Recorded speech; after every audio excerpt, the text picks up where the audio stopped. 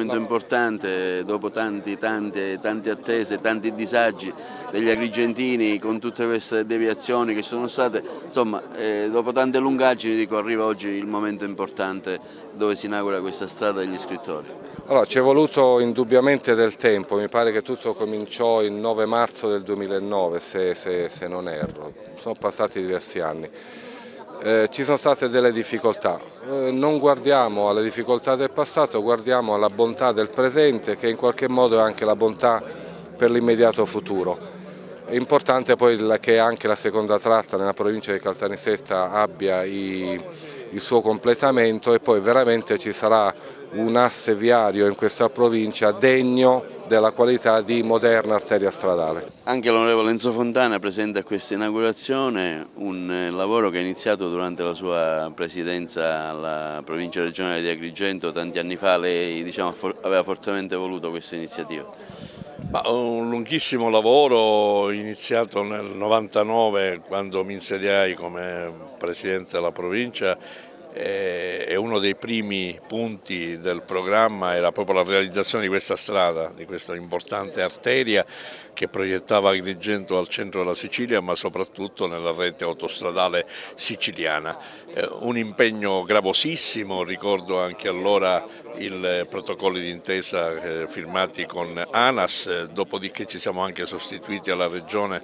per il progetto perché avevamo capito che senza la progettazione non si poteva realizzare l'opera, non era possibile realizzarla, pertanto ci siamo dati da fare, abbiamo anche con il fondo di rotazione realizzato un progetto di autostrada, tra l'altro autostrada con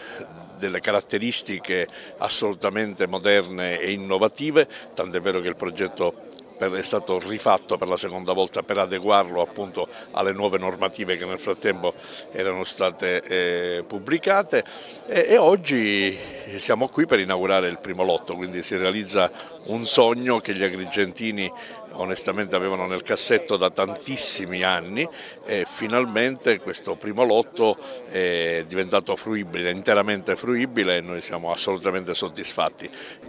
Un'opera sicuramente importante per un territorio, quello di Agrigento, finora privo di collegamento con le strutture siciliane più importanti, l'autostrada Caltanissetta-Agrigento. Verissimo, un'opera fondamentale, non importante, perché elimina questa marginalità geografica e economica dell'area agrigentina. Da qui a un anno e mezzo completeremo tutta l'opera fino a Caltanissetta, consentirà da Agrigento di raggiungere l'area catanese, l'area palermitana molto più velocemente, però non facciamo solo questo perché abbiamo anche finanziato il primo lotto della Palermo-Agrigento, perché accanto alla Agrigento-Caltanissetta e alla connessione con l'autostrada va anche ripristinato un percorso importante come la Palermo-Agrigento, lì abbiamo finanziato la parte riguarda Palermo-Bolognetta, continuiamo con i finanziamenti dei lotti successivi e stiamo entro la fine di quest'anno